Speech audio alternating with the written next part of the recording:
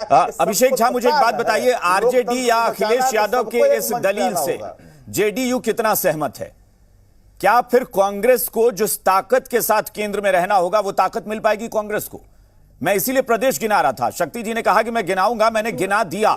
आप तमिलनाडु साउथ से उठाकर शुरू कर दीजिए और हिंदी बेल्ट में तो पूरा आ जाइए। सब जगह क्षेत्रीय दल ज्यादा ताकतवर हैं, तो कांग्रेस कहां रहेगी?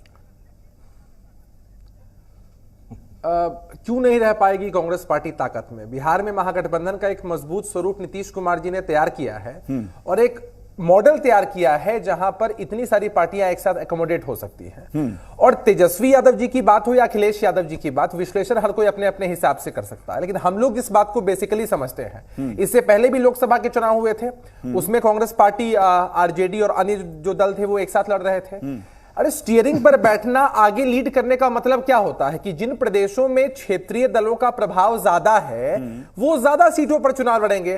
कांग्रेस पार्टी कुछ कम सीटों पर चुनाव लड़ेगी, लेकिन अंततोगत्वा अगर महागठबंधन का एक मजबूत स्वरूप तैयार होता है तो चाहे एमपी कांग्रेस पार्टी से जीते, आरजेडी से जीते, जेडीयू से जीते या यहां पर सीपीआई, सीपीएम, सीपीआईएमएल से जीते, हर कोई तो सपोर्ट करेगा यूपीए की ही सरकार को। तो मुझे लगता है कि उस एंगल से देखने की आवश्यकता जरा भी नहीं है। आवश्यकता मैं बता रहा हूं, बहुत सारे तेजस्वी यादव ने जब बयान दिया तो किसी राज्य का जिक्र नहीं किया। अखिलेश यादव ने उत्तर प्रदेश या बिहार के अलावा कर्नाटक का जिक्र कर दिया, जहां हाल ही में विधानसभा चुनाव है। उन्होंने कहा कि कांग्रेस को पीछे रहकर जेडीएस को सपोर्ट करना चाहिए। अब जरा बताइए, अगर कांग्रेस वहां जेडीएस को सपोर्ट करने लगे तो कांग्रेस की राजनीतिक हैसियत फिर क्या है?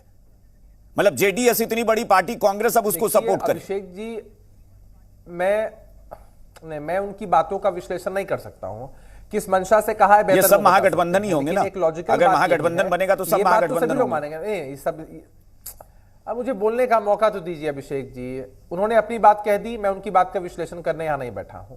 जो हमारा व्यू पॉइंट है वो आपके सामने क्लियर कर रहा हूं कि जैसे मान लीजिए आप यहां के महागठबंधन की बात करते हैं तो आरजेडी और जेडीयू की सीटें ज्यादा है, जनाधार आप कह लीजिए, वोट बैंक या वोट शेयरिंग जो होता है उन मामलों पर है, वो आकलन का विषय है। बहुत सारे ऐसे प्रदेश हैं जहां सिर्फ कांग्रेस पार्टी ही है। आप बात कर लीजिए मध्य प्रदेश की, छत्तीसगढ़ की, हरियाणा की, पंजाब की, राजस्थान की, इनफैक्ट गुजरात में भी बहुत सारे ऐसे प्रदेश हैं जहां पर कांग्रेस पार्टी की सीधी लड़ाई भारतीय जनता पार्टी के साथ होती है।